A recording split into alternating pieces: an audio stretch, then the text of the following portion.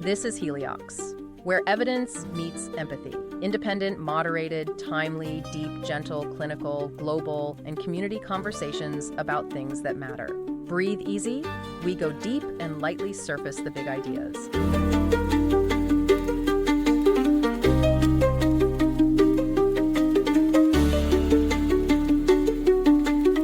Okay, so are you ready to dive into some serious quantum computing stuff today? Always up for a challenge, especially when it comes to qubits and the crazy things we're trying to do with them. Well, this paper we're looking at is definitely pushing the boundaries. Modular quantum processor with an all-to-all reconfigurable router. It's fresh out of the oven, just published last month in Physical Review X. Oh, yeah. I saw that one come across my desk. Looks promising. And, I think what's so cool about it is that they're tackling one of the biggest roadblocks in quantum computing. How to connect those finicky qubits in a way that actually works. It's been a major headache for a while now, for sure.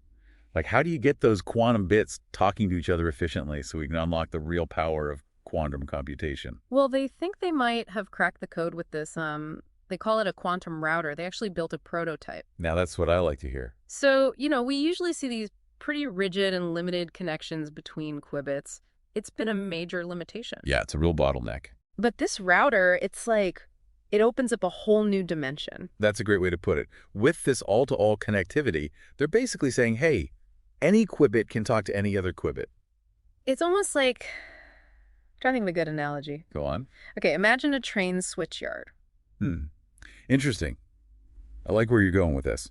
Right, like you have all these tracks, and Yeah. any train can be directed to any other track. So the qubits are like trains, and the router is the switchyard controlling the flow. Exactly. They can reconfigure the connections in like nanoseconds, on demand. Which is incredible when you think about the speed at which these quantum operations happen. We're talking billionths of a second here. Okay, so it sounds pretty amazing on paper, but let's talk results. Does this router actually live up to the hype?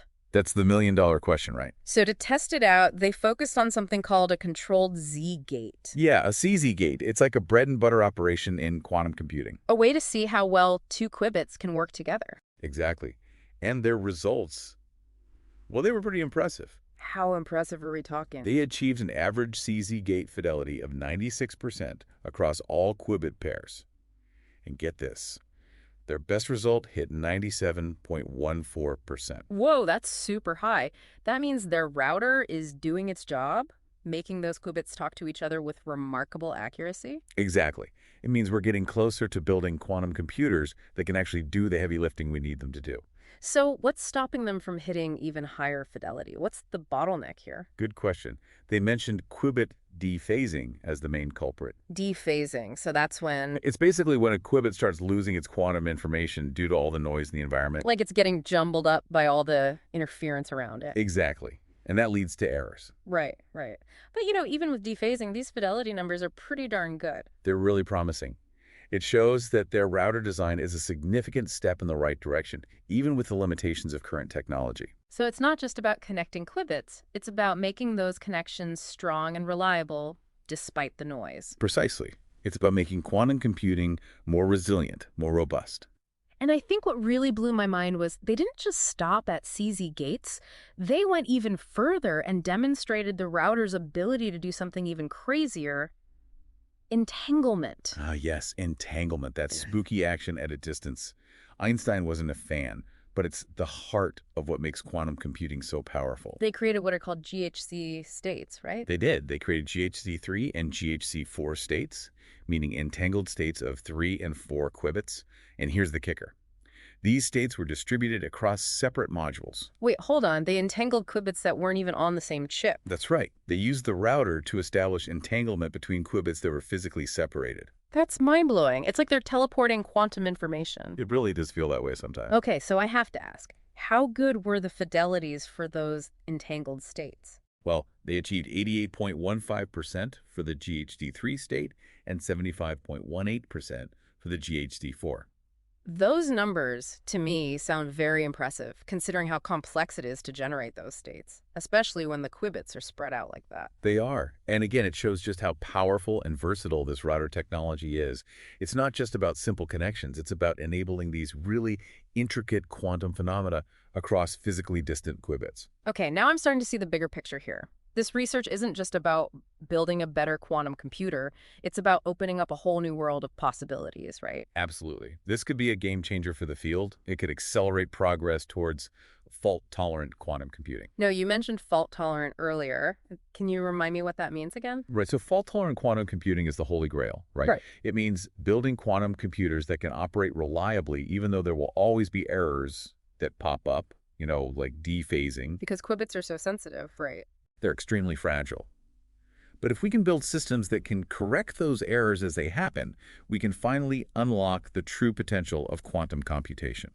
So how does this research with the router connect to that grand vision of fault-tolerant quantum computing? Well, think of it this way. Imagine connecting many of these modules together, each with its own set of qubits and its own router. Okay, I'm picturing a vast network of qubits all interconnected. Exactly. And because the router allows for all-to-all connectivity, you can implement much more efficient error correction codes. You're not just limited to a few nearby qubits anymore. So you're spreading the information out, making it more resilient to errors. Exactly. It's like creating a safety net for the quantum information. So this research is basically a stepping stone towards building much larger and more reliable quantum computers. That's a great way to put it. It's a foundational step towards realizing the dream of fault-tolerant quantum computing. But are there other applications for this router technology beyond just building bigger computers? Oh, absolutely. Think about the possibility of implementing more complex, multi-qubit logic gates. Like building blocks for even more powerful quantum algorithms. Precisely. Or imagine using this technology to study complex quantum dynamics in ways we couldn't even dream of before. Wow, it's really opening up a Pandora's box of possibilities. And this is just the beginning. Now that we have this groundwork laid, who knows what amazing discoveries and applications are on the horizon. Okay, now I'm really intrigued. Let's delve a bit deeper into some of the finer points and implications of this research. I think what's so exciting is that they actually pulled it off. All-to-all connectivity has been this theoretical dream for so long. Yeah, it's like they've shattered a barrier, a fundamental limit we thought we were stuck with. Exactly. And it's not just about having more connections, it's about what you can do with those connections. Right, like with error correction. We were talking about how sensitive qubits are to noise. Oh, incredibly sensitive. It's like trying to balance a pencil on its tip in a hurricane. And to protect those qubits, we need to implement these error correction codes, right? Exactly.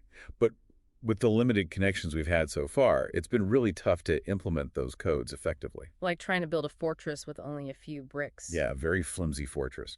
But this router, with its dynamic reconfiguration, it changes everything. Because now you can connect any qubit to any other qubit to spread the information around and protect it. Precisely.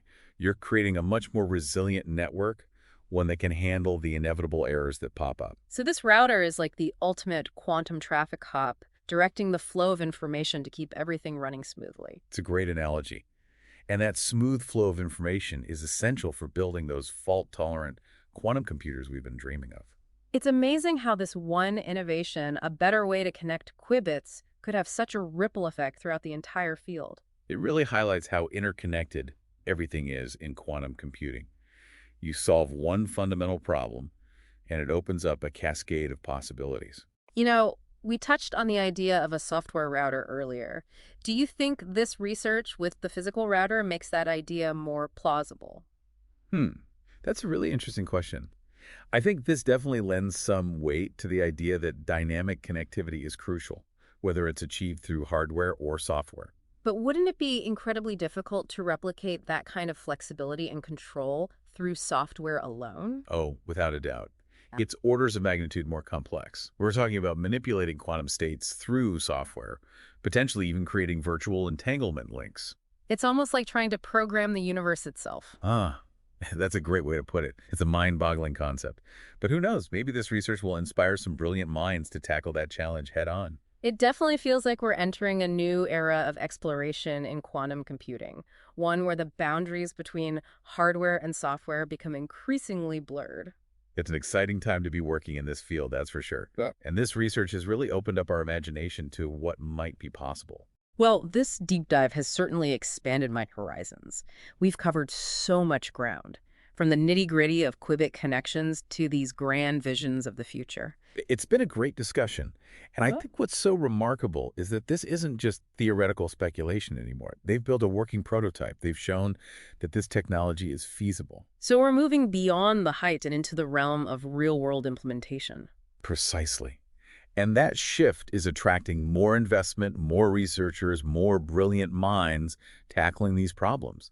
It's creating a virtuous cycle that's pushing the entire field forward at an incredible pace. It feels like we're on the cusp of something truly transformative. It's exhilarating and maybe a little bit daunting at the same time. I agree. And with any powerful new technology, we have a responsibility to think carefully about its implications. You're talking about the ethical considerations, right? Making sure this technology is used for good. Exactly. We need to have open and honest conversations about the potential risks, the potential biases, and how we can ensure that quantum computing benefits all of humanity. It's a reminder that scientific progress doesn't happen in a vacuum.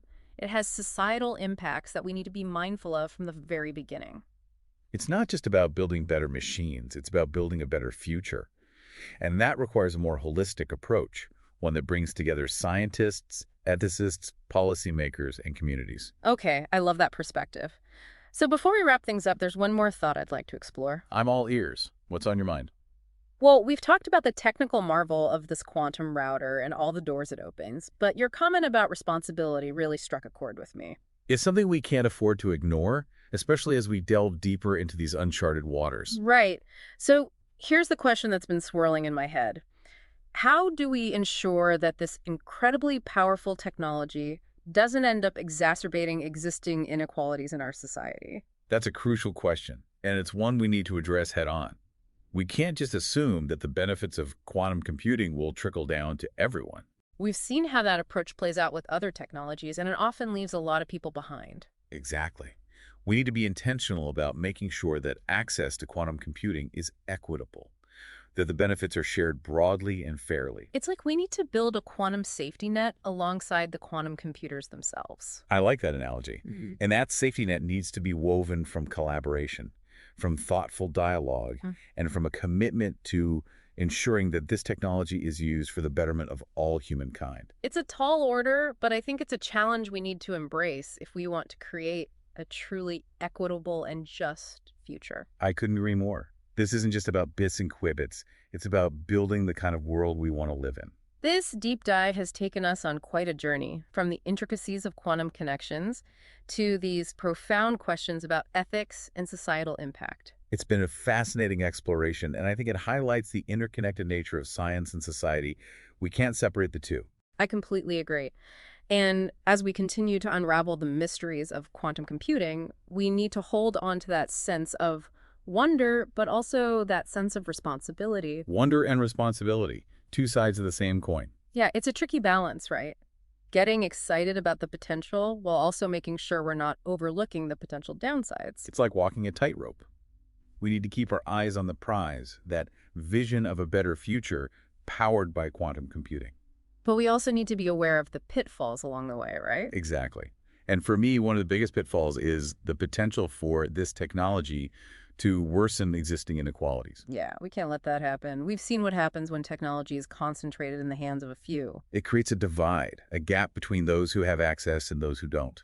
And that gap can have ripple effects throughout society. Imagine a world where quantum computers are used to cure diseases or develop clean energy solutions, but only a select few can afford those solutions. It would be a tragedy. We need to ensure that the benefits of quantum computing are accessible to everyone, regardless of their background or socioeconomic status. So how do we do that? How do we democratize access to this technology? It's a complex challenge, but I think it starts with education and awareness. We need to make sure that everyone understands the potential of quantum computing and how it might impact their lives. Right, because if people don't understand the technology, they can't advocate for its equitable development and use. Exactly. We need to empower communities to have a voice in shaping the future of quantum computing. And it's not just about access for individuals, it's also about making sure that developing countries aren't left behind in this technological revolution. Absolutely. We need to foster global collaboration, knowledge sharing, and resource allocation to ensure that the benefits of quantum computing are distributed equitably across the world. It's a tall order, but it's essential if we want to create a truly inclusive and just future. I agree. And I think this research, with its emphasis on connectivity, provides a powerful metaphor for how we should approach this challenge. Oh, I like that. How so? Well, think about those qubits, all interconnected and working together to achieve a common goal. It's a reminder that we need to be connected as well, across disciplines, across cultures, across borders. To solve these global challenges and ensure that no one is left behind. Precisely. We need to forge those connections, build those bridges, and work together to harness the power of quantum computing for the benefit of all humankind. It's a beautiful vision, and it gives me hope for the future. Me too. And I think it's a vision worth striving for. Well, this deep dive has been truly mind-expanding. We've gone from the nitty-gritty details of qubit connections to these grand philosophical questions about the future of humanity. It's been quite a journey, but I think it's a journey we all need to take if we want to be informed and engaged citizens in this rapidly changing world. I couldn't agree more. And on that note, I think it's time to wrap up this deep dive. It's been a pleasure exploring these ideas with you and with our listener. And to our listener, thank you for joining us on this adventure into the world of quantum computing. We hope you've enjoyed it and that you'll continue to explore this fascinating field. If you're eager to learn more, there are tons of resources available online, books, articles, videos. It's an exciting time to dive in. And remember, the future of quantum computing is being shaped right now. So stay curious, stay engaged, and stay informed. Because the choices we make today will determine the world we build tomorrow. Thanks for listening today. 4 recurring narratives underlie every episode: boundary dissolution, adaptive complexity, embodied knowledge, and quantum-like uncertainty. These aren't just philosophical musings, but frameworks for understanding our modern world. We hope you continue exploring our other podcasts, responding to the content, and checking out our related articles at helioxpodcast.substack.com.